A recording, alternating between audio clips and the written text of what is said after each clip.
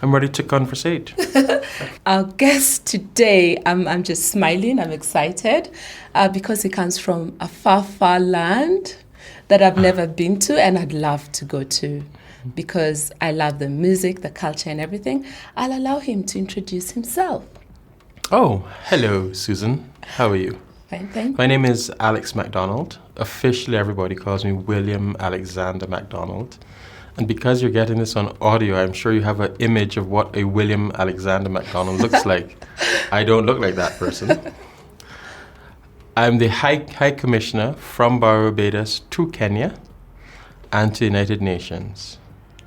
Barbados. I wouldn't go Barbados. Do people know where Barbados is? there. Do people know where Barbados is? Tell us. I think people know where Rihanna is. And wherever Rihanna is, that's where Barbados is. But we were very famous before Rihanna. We were famous because we played great cricket. We were famous because we were the place that invented sugar cane, and rum. We were the place that had the first slave society, which is a different society with slaves. A society entirely dependent on the structure of slavery. We're a society where law and order are very highly prized. So we were able in 1966 to come out of that colonial mechanism. And in 2001, we became the world's youngest republic. So we are there, we're fine. Barbados. Already from your description of the country, I know so many listeners would like to visit. I'm sure they're thinking it's a massive, huge land of opportunity. It is big. It's 166 square miles. If that's big, with 300,000 human beings on it, and we have 1,000 miles of road. Wow. And food culture, food, music, women, men.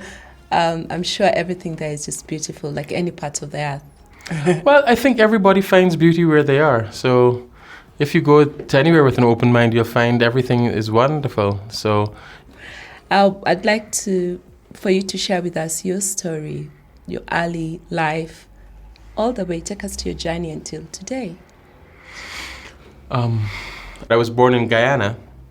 My parents left and went to a place where they would have roots. So my mother's father being from Barbados, we went there. We'd gone to Guyana, we'd gone to Canada and the States, and we'd gone to Antigua, and then we came there.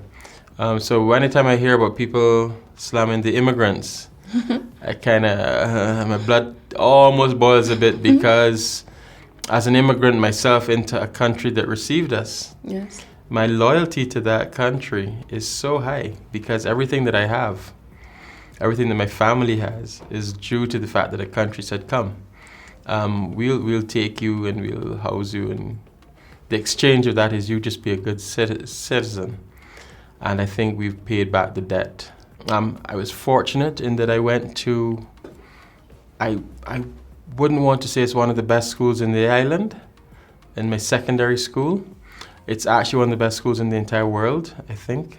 Wonderful. So Bajans are it's a strange thing. You could go to Yale or Harvard, Cambridge, Oxford, where the hell you go wherever you want. That's not as important as what secondary school you went to. So I wasn't a brilliant student. So went to Commonwealth School and did A levels. And as my friends would say, he did not impress the examiners at all, but happened to get to University of the West Indies. And I did public sector management and law. Okay. And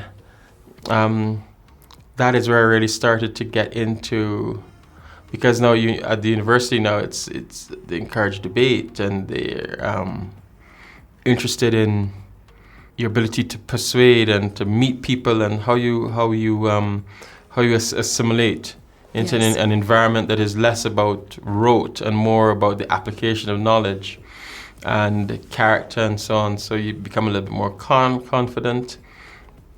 And I saw a video called Where There's a Will, There's an A. And I tell everybody who's struggling, look at the video. Where there's a will, There's a will, there's there's an A. and it taught you how your brain works in terms of how do you retain things. And I started to apply that, and I just said, just apply it. It's not onerous. You don't have to swat. You don't have to study. Take good notes in class. Sit in the front. They tell you to sit in the front, so you make eye contact with the person. So the person starts teaching you. If you have any questions, don't ask questions. You don't have to ask questions. Just have your face in a puzzled look, and the lecturer will go, well, I'm not getting through to the class. No, they're not getting through to you because he's looking at you.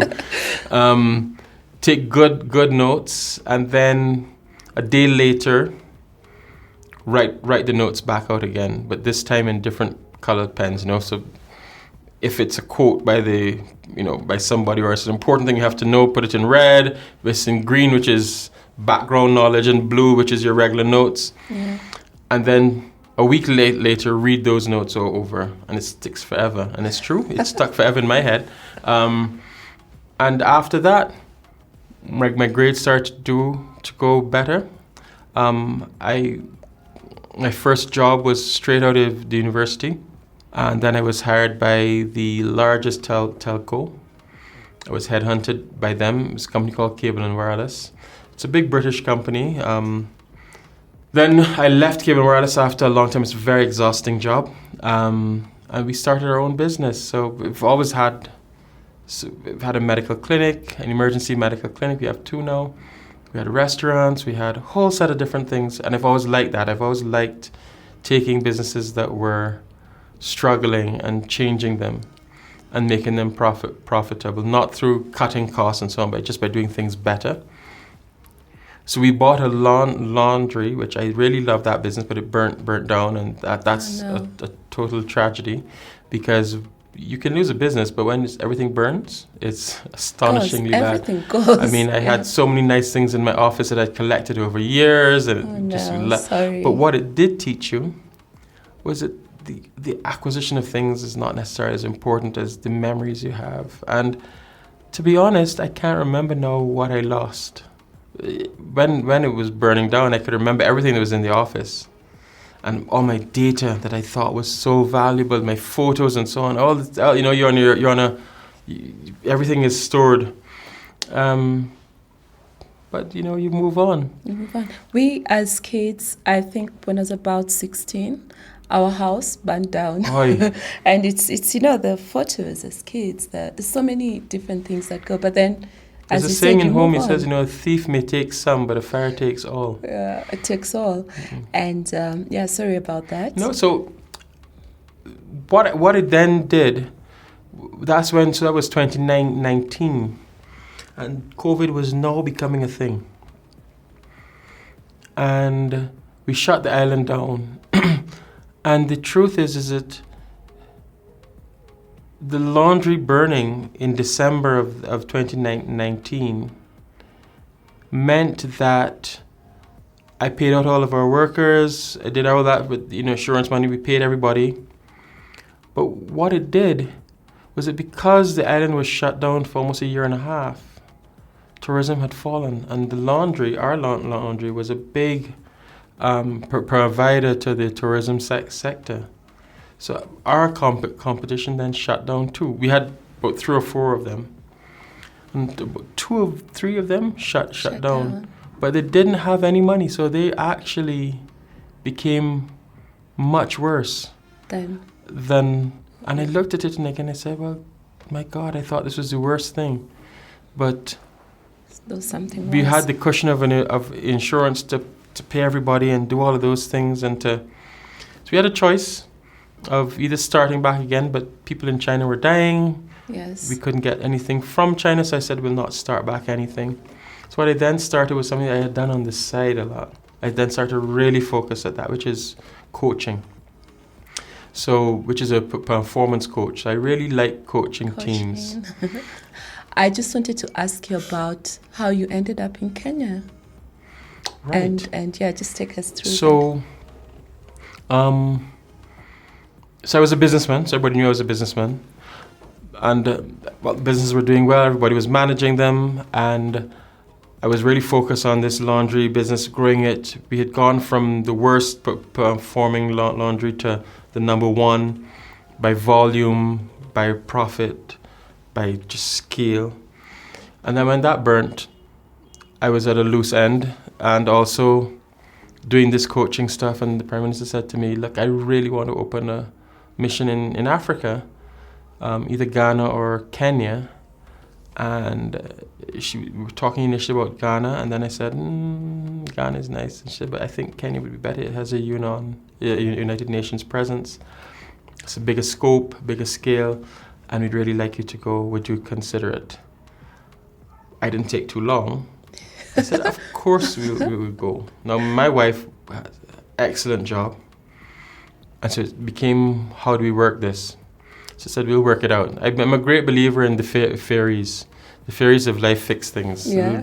Dust and so on. Exactly. Things happen. Right.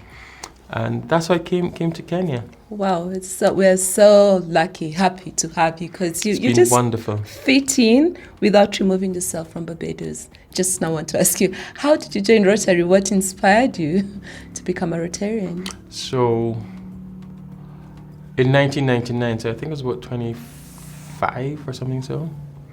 So I've been a Rotarian for 24 years. 24, good years. And I had a great friend, still do, who is a Rotarian, and he said to me, I think you'd be a wonderful Rotarian. No, as a businessman, really feeling myself, I don't know, of course, dear boy, I'll join. The club would be lucky to have me, because I will add so much to it. so I went to a meeting. So I was 24, 25, maybe 26, 27, somewhere around there, 26, 27. And I go to this meeting and I see Sir Horace Blunt and Sir Phildris Musconstenbury and Colonel Horace von Skenstein, and everybody was like 9,000 years old. And you're like, that's not me. Well, no, you one personality trait that you'll know is you can't Colonel Smolson you more than me, I can Colonel Smolson you more than you. So I was immediately challenged to say, what? So my Rotary Club, the Rotary Club of Barbados, is like the Rotary Club in Nairobi. When I joined, it was very senior men only. It was the creme de la creme of the business community. It was jacket and tie. And it was, Mr. President, I wish to make a point. Thank you. It felt like proper Parliament. English. It felt like Parliament. And very proper, fun guys in their way. But I was 26. The next oldest person was 50-something or 60. You brought down their age. I brought down their age by 6 months or a week. I think a week. Because the club is big as well, so it's about 90 members, wow. Very dedicated. The chief of police, the fire chief, the president of the Senate was, the Governor General was the patron, the judges and top law. I mean, it was the... I like how you describe that diversity, but then again, people who make things happen well. So that was what the club was known for, was that it made things happen. So more than them being very prominent people, they also did a lot of work. Not only work in terms of raising funds, which we are a really good fundraising club, but they would actually put their hands in and get the painting done. And so you'd see at the side of the road on a Saturday morning, Mr. Verskiden Bons Quillabit QC. Mr. QC is a Queen's Counsel, so a senior lawyer at the side of the road doing some work, or prominent businessman Sir Alfred Bons Quillenbots doing something very menial. But that's powerful. But so we knew the message it was sending was that you're not too big to work, or you're not too powerful to work. That work, putting your hands into the mud, getting dirty is a noble cause. Yeah. That no job is too low for anyone once it's an honorable job. And that was the message that they were deliberately sending, which said that all jobs have value. All jobs, be it cleaners, be it cooks, be it chief judges, they were all valuable in the community that you live in. So what they were known for was tremendous fundraisers and hard workers. So most of the projects that were community-based charity were done by that Rotary Club and Rotary in the island, because there were two other clubs that were formed, similar type of people, very, very, you couldn't get in if you were a manager of any product company. Manager what? We don't want the manager, we want the CEO. Okay. You know, so when you had to have a gravitas about you. So that was so I saw this club and I said, oh my God. Inside, but because outside I was saying, hello, dear boy, I of course charmed, I'm sure. But inside they're like, what the hell? This is CEO of the biggest company. This, you know, these kinds of people. But over time, you get to understand that who you are inside of a Rotary Club, it doesn't matter. You're just a Rotarian, this, that, and that. And you're human. And you're human, and you're a Rotarian. And you're a Rotarian, yeah. You know, so I thought it was wonderful. And over time, the age of the club has come down. That club was in transition. People who had formed it, who had founded it, were still alive. Okay. And as they were dying out, we were replacing them with people who were 40, 30, 35, 40. So it's kind of around the 35, 40 age we kind of look for. If you're old, it doesn't matter. You still, you know, if you want to join, but we target a younger audience and people who we think are able to manage their time, manage their finances, and to be able to influence an outcome. Because these old guys, when you met him, you say, oh, Susan, my club is having a fundraiser on Thursday. Would you take 10 tickets, please? Thank you so much. It wasn't that he was asking you. He was kind of giving you an instruction in a nice way to go and give the club $1,000. Yes. Here are the tickets. You go and do with them what you want. If you want to go and sell them off, great. But so we were able to have that kind of soft power. And I liked it. There were no women in the club, which was... When you joined? I wasn't conscious of the fact that there were no women in the club. That time it was so like late 90s, so 98. We were the first men who went to school with girls, co-ed. We were the first men who had girls in your class at university. We were the first men who didn't see your being a female meant that you can only have certain roles.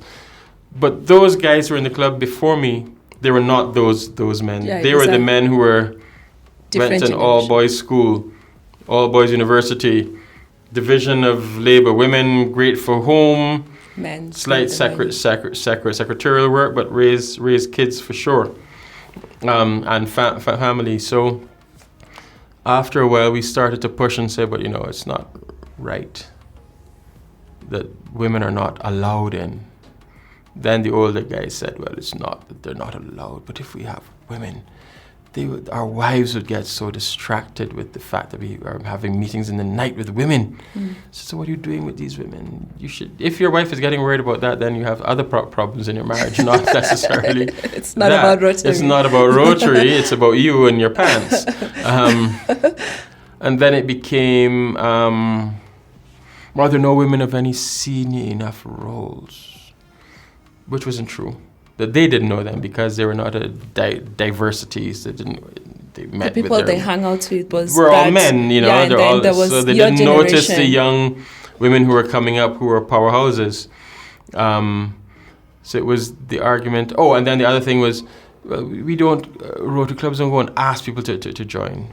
You know, they're invited to join by other people. So nobody's ever invited a woman.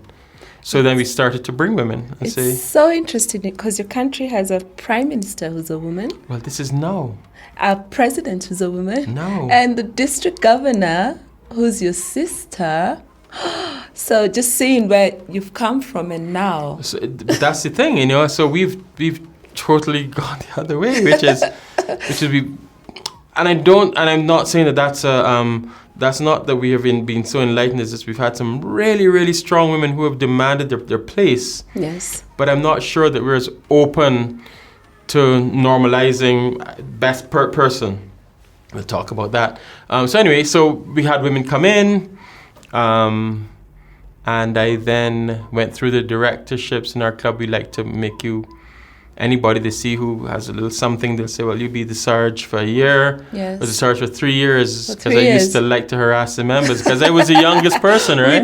We need you know, you to coach someone to be a no, Sarge for 3 years. we yeah. had, because these guys are all very kind of people, you know, and so when you find them for all kinds of things that are scandalous, you know, Yeah. you know, it says President,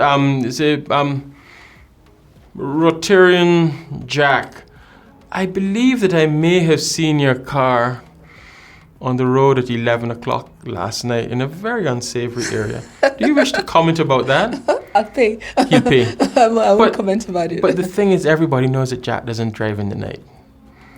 But Jack feels good that he is accused of doing something nefarious. He He's never do. 78. He can't do anything nefarious. He's not driving. His wife is sitting on there and she's laughing. Oh, Jack, you naughty boy.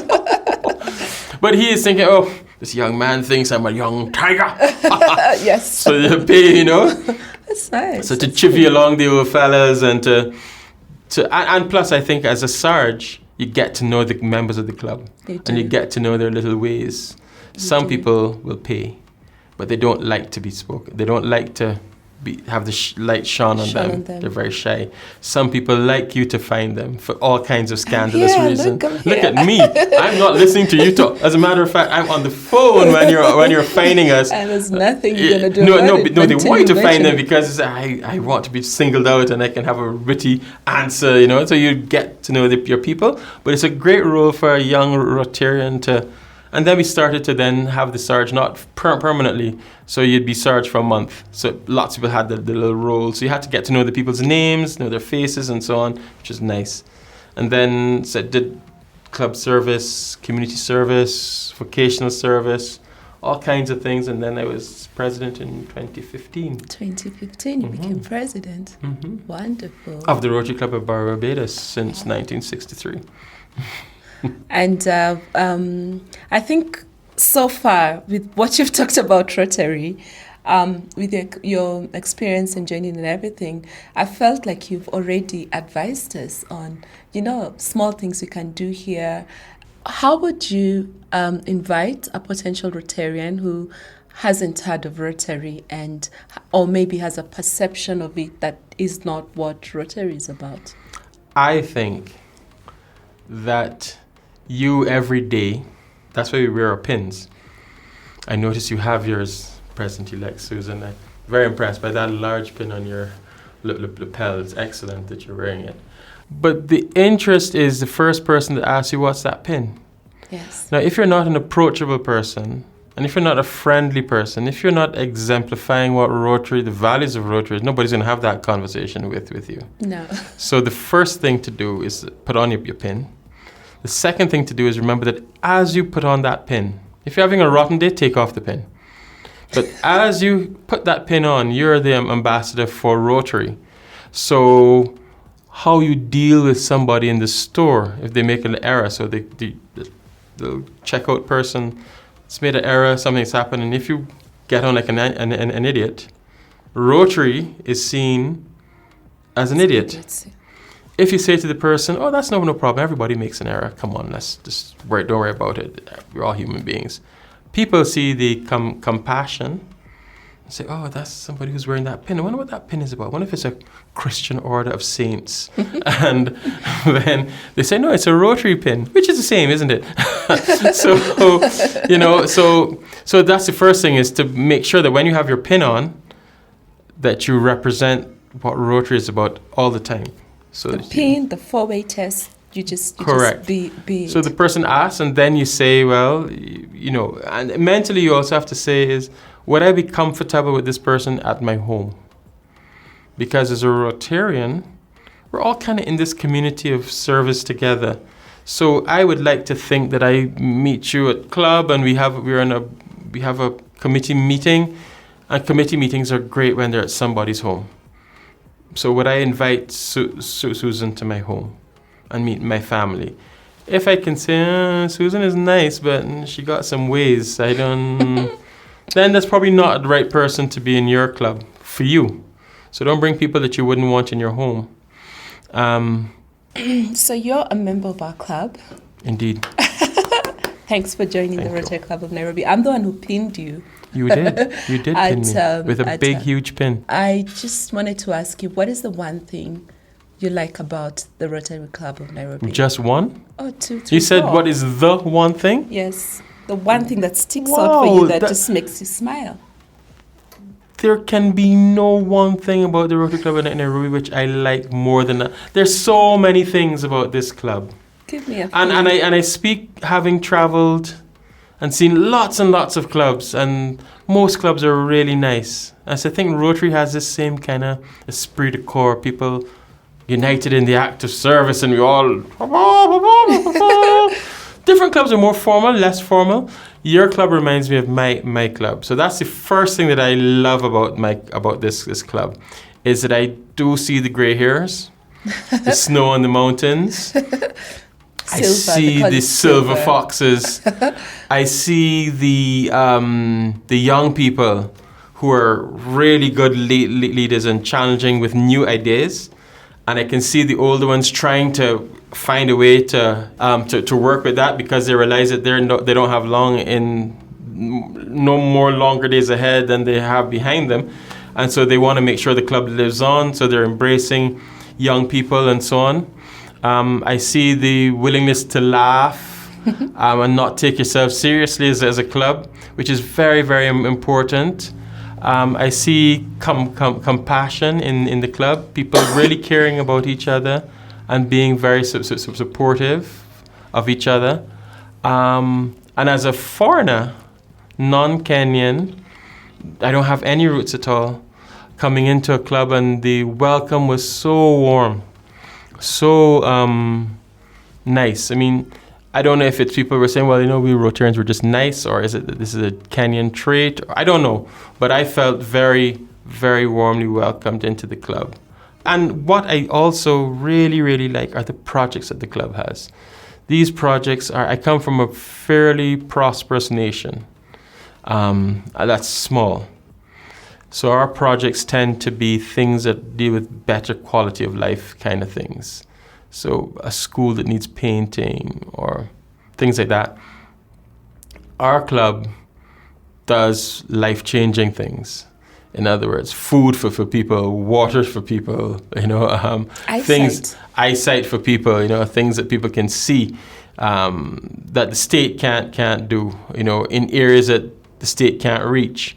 This is the sharp edge of that wedge where people of goodwill together can make lives better for people. And when a young person loses their eyesight, it is a drain on a community, because that person's that asset that person has. Yes. They're still strong, yes, but they can't do anything.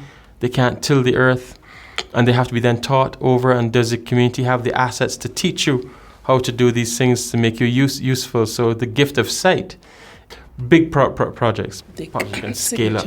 I felt that I really wanted the listeners, especially our Rotarians in our club, to hear this from someone who's been in a Rotary Club far away and been a Rotarian for long.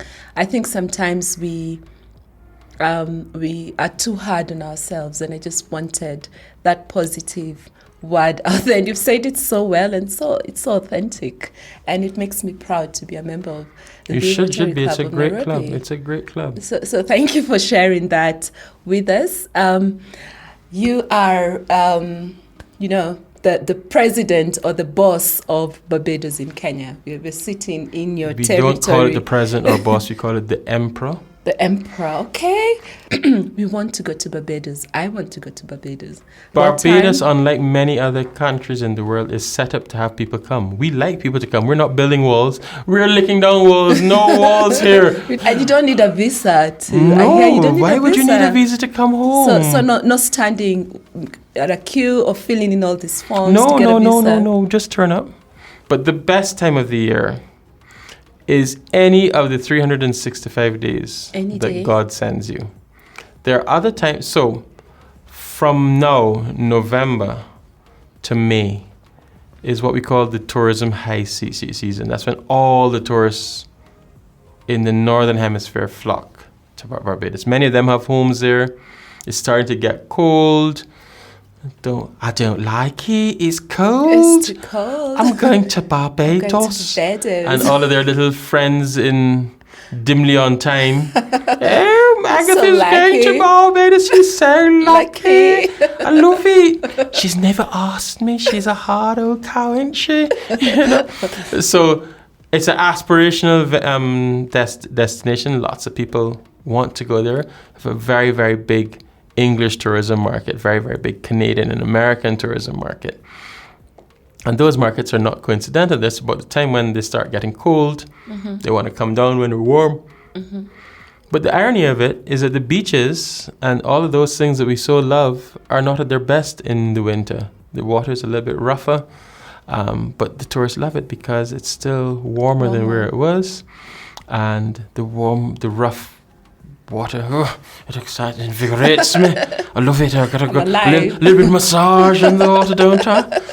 So, but for Kenyans, for Kenyans, Club of Nairobi, fortunately for you, the coldest time of the year in Kenya is the hottest time of the year for us. okay. So when y'all are starting to get chilly, June, July. come Oh, down. I hate it when it's cold and there's no sun and all Because that. June, July, the first week of August is when our party season is on. Mhm. So if ever you feel cold in June, or you think you'll be feeling cold in June, start saving your money now. Start saving. 20,000 shillings a month. Put it down for the next 6 months for you and whoever you wish to bring. Thank you so much, Alex. You're welcome. Thank you It's been lovely. Thank you for asking thank you me for these having questions me. and for asking me. Yes. I feel honored. If you've chosen anyone, you chose me. So thank you. Thank Appreciate you. it. And we'll be back, I promise.